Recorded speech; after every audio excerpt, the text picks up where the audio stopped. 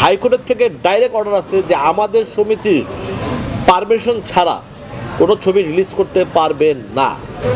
শান্তিতে ছবি দেখতেছি, এটাও তারা দিবি না। সবচেয়ে খুব দুঃখজনক একটা ব্যাপার, আমাদের প্রযোজক সমিতি বাংলাদেশের যতগুলো ছবি রিলিজ হবে আমাদের প্রযোজক সমিতি থেকে এন্ট্রি হইতে হবে, আমাদের প্রযোজক সমিতি থেকে ডেট নিতে হবে, তারপরে সিনেমা রিলিজ করতে হবে।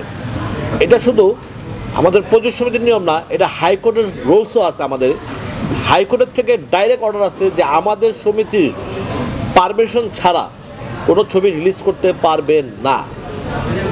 এখন জাস্ট মাল্টিমিডিয়ার সাথে আমাদের ডিট আছে একটা, আমাদের প্রযোজক সমিতির সাথে, তারাও আমাদের সমিতির হুকুম ছাড়া তারা ছবি রিলিজ করতে পারবেন না। তাহলে তারা হাইকোর্টকে অপমাননা করছে, আমি মনে করি হাইকোর্টের রুলসকে তারা অপমাননা করছে। এবং সবচেয়ে মজার কথা সেটা,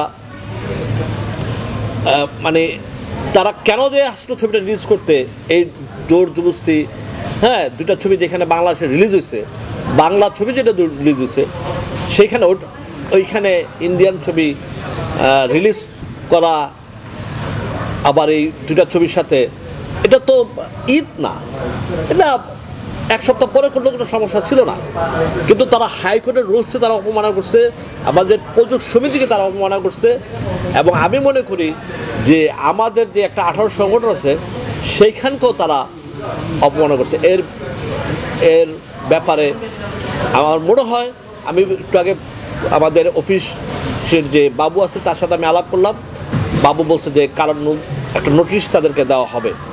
তো এটা অ্যাকশন হবে, আমার মনে হয় খুব ভালোভাবে অ্যাকশন হবে। কারণ কি, আমাদের সমিতি বলে একটা কথা আছে, হয়তো আমরা সমিতি এখন আমরা না থাকতে পারি, বাট একজন প্রশাসক তো আমাদের সমিতিতে আছে, উনি কি এটা ছেড়ে দেবে নাকি? উনি এটা ছাড়বে না।